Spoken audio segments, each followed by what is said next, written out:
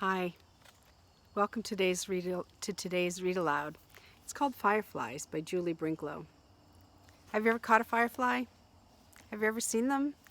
This summer in the yard we saw them twice. Not very often. We think it's pretty special when we see them. They're kind of magical, aren't they, when they blink on and off in your yard at night? Let's read about this little boy and his experience catching fireflies in a jar. The hard lesson he had to learn. Fireflies by Julie Brinklow. On a summer evening, I looked up from dinner through the open window to the backyard. It was growing dark. My treehouse was a black shape in the tree, and I wouldn't go up there now. But something flickered there a moment. I looked, and it was gone. It flickered again over near the fence. Fireflies! Don't let your dinner get cold, said Mama. I forked the meat and corn and potatoes into my mouth. Please, may I go out? The fireflies. Mama smiled. Daddy nodded. Go ahead, they said. I ran from the table down to the cellar. To find a jar, I knew where to look behind the stairs. The jars were dusty, and I polished one on my shirt. Then I ran back up 2 steps at a time. Holes, I remembered, so they can breathe, and as quietly as I could, so she wouldn't catch me dulling them, I poked holes in the top of the jar with Mama's scissors. The screen door banged behind me as I ran from the house. If someone said, "Don't slam it," I didn't hear it. I called to my friends in the street, "Fireflies!" But they had already come out before me with polished jars, and others were coming behind. The sky was darker now. My ears rang with crickets and my eyes stung from staring too long. I blinked as I watched them. Fireflies! Blinking on, blinking off, dipping low, soaring high above my head, making white patterns in the dark. We ran like crazy, barefoot in the grass. Catch 'em, we cried, grasping at the lights. Suddenly a voice called out above the others, I caught one! And it was my own.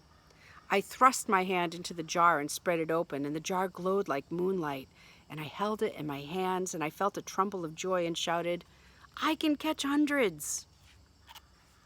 Then we dashed about, waving our hands in the air like nets, catching 2, 10, hundreds of fireflies, thrusting them into jars, waving our hands for more. Then someone called from my house. It's time to come in now, and others called from other houses, and it was over. My friends took jars of fireflies to different homes. I climbed the stairs to my room and set the jar on a table by my bed. Mama kissed me and turned out the light. I caught hundreds, I said.